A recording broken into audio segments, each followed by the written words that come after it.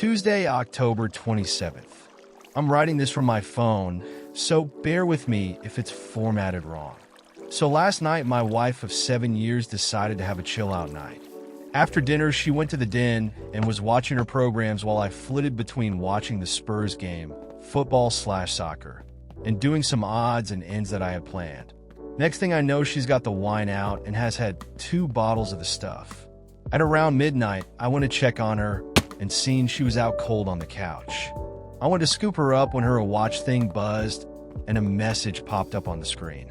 It said something along the lines of, "Haha, I can't do that. My name would knock 7 shades of shit out of me, tongue sticking out. I wonder what the fuck that was all about, so I pressed on it, and it was a conversation between my wife and a friend of mine. Now, I wouldn't say this guy's a close friend of mine, but he's someone I've played 5-a-sides with for years, drank with and have known since we were teenagers. We used to call him Jacket Holder because when we got into scraps as teens, he'd always be the guy holding the jackets while everyone else went for it. Right, so as I said, I pushed on the conversation while this thing is still attached to her wrist and scroll up to the top, and as far as I can tell, it's him that contacts her first, unless she's deleted. There's lots of flirting and winking going on, but nothing that you could outright say was cheating. Then I get to last night, and when she's drunk, she starts openly begging him for sex. I couldn't believe my fucking eyes. I'm paraphrasing here, because I can't remember the exact words, but she was saying shit like how much she had always wanted him, how no one would ever find out if he did want to do something, and the last one that fucking killed me, that she was great at keeping secrets. I tried to scroll on her watch, but couldn't find any other messages, and I don't know her phone passcode. I put her in her bed and just sat in the kitchen in shock until I fell asleep, then got up for work about 5:30. When I went to get in my work van, I just slumped down on the wheel and realized I couldn't face it. So I went back in the house, grabbed a half-drunk bottle of vodka, filled to the top with Coke, and went on a walk down the railway line. We live beside a lot of woodland and a disused railway line that goes for miles, and I've walked about half the length of it. I'm sitting under a railway bridge like a fucking troll, right now just seething at the whole thing. You'd probably think there's a fire going from about a mile away due to the steam coming out of my ears. So what do? I don't want to speak to her. I can't even bear to look at her after reading that shit. It was like a dagger through my heart.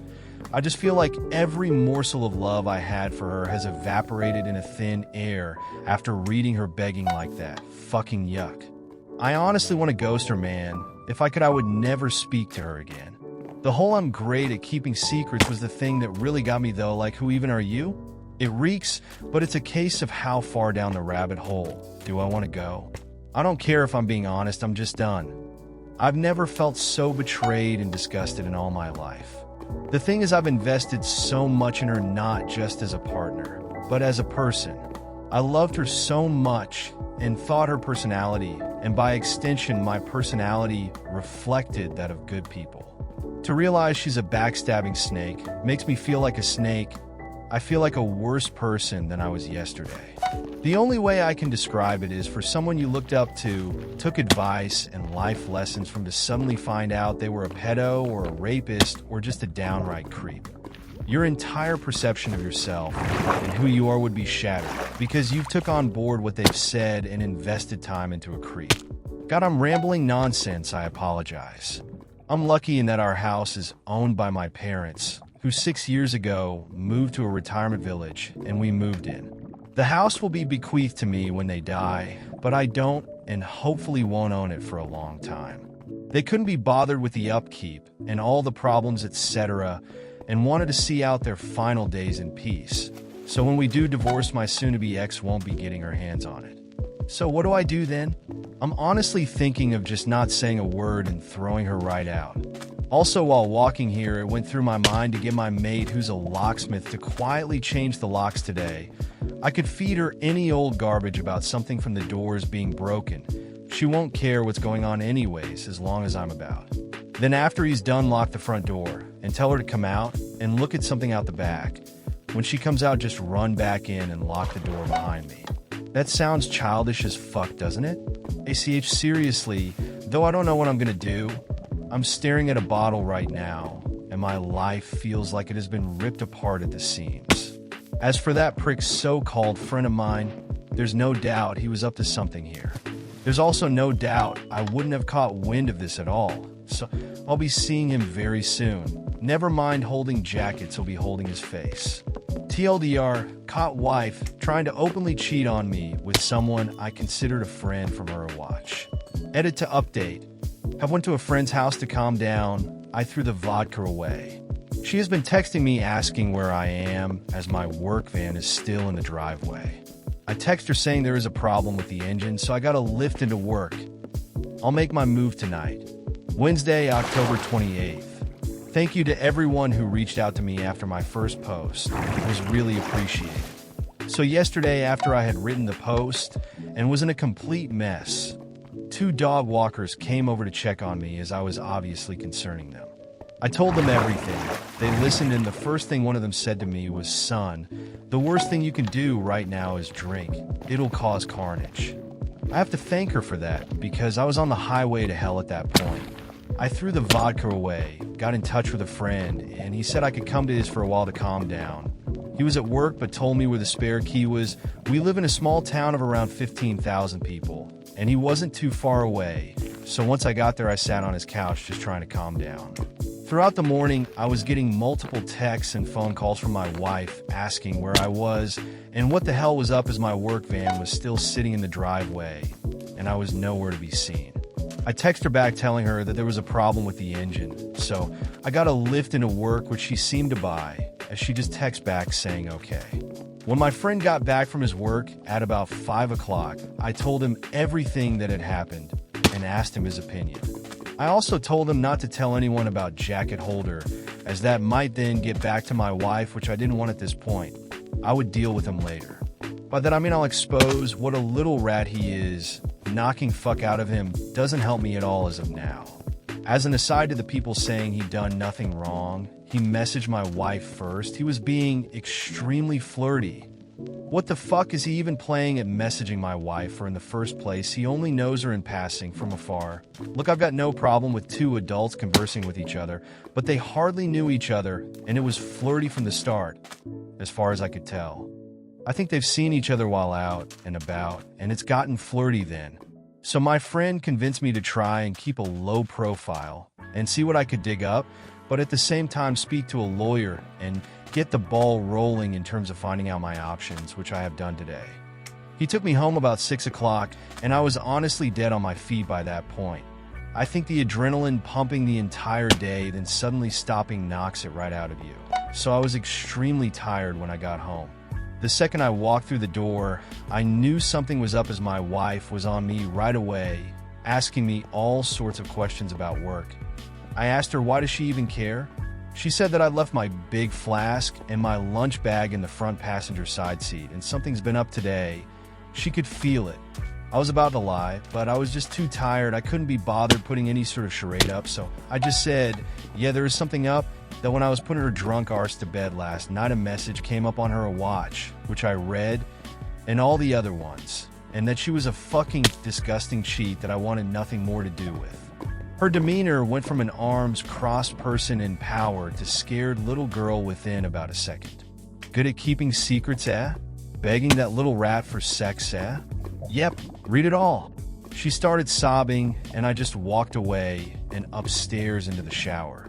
When I got out, she was sitting on the top stair, crying still, and the excuses started right away.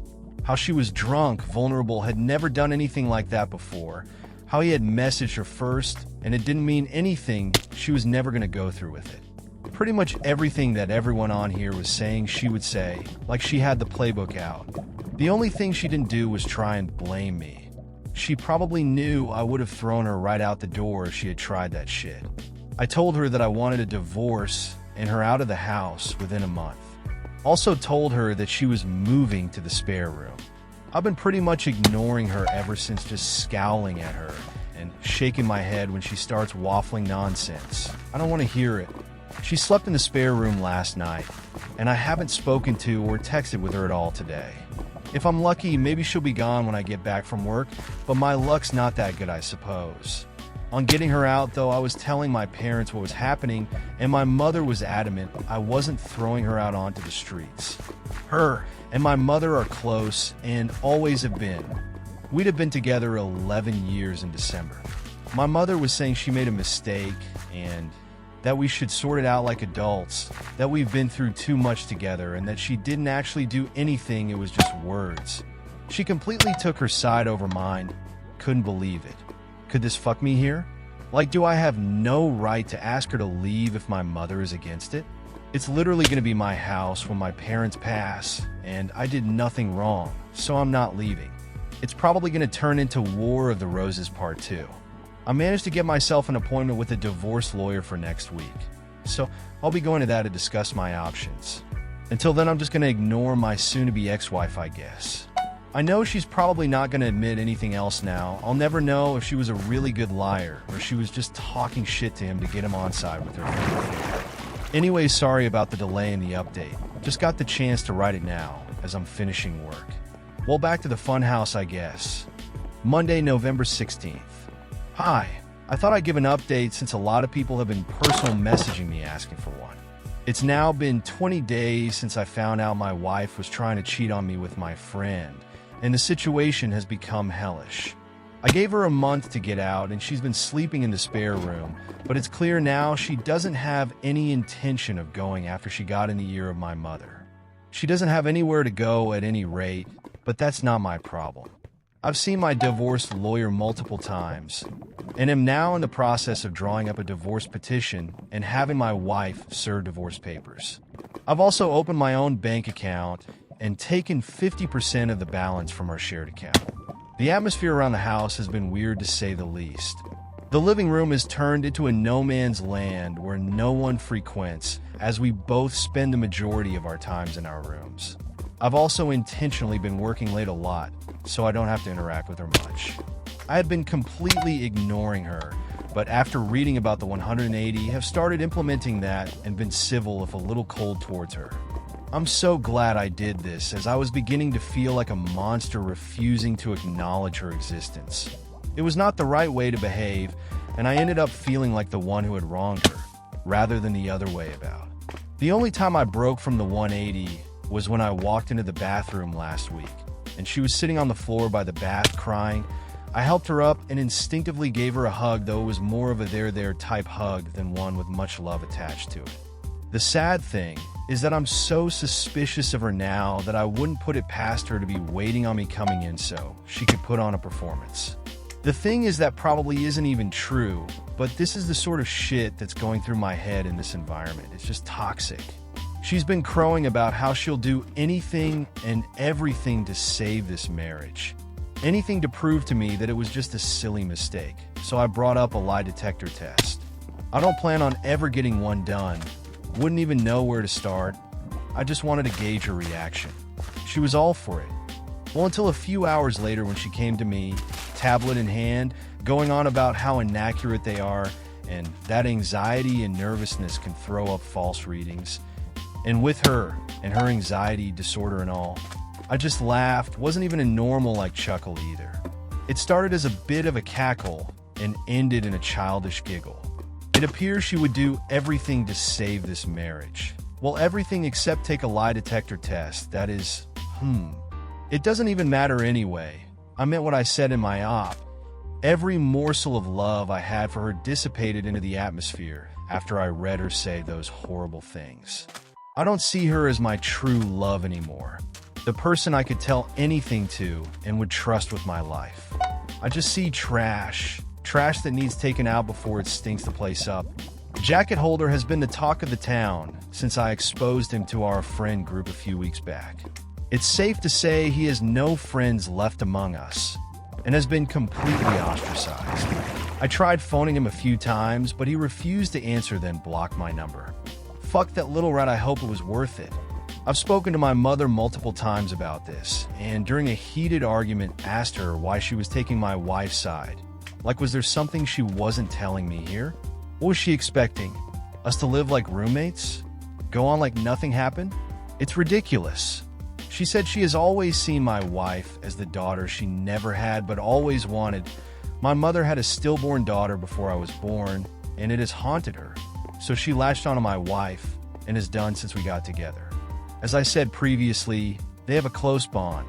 The fact my wife doesn't have any family and only a few friends who have their own busy lives and families means if I threw her out, she would be all alone, and my mom thinks that's unacceptable, especially during a pandemic.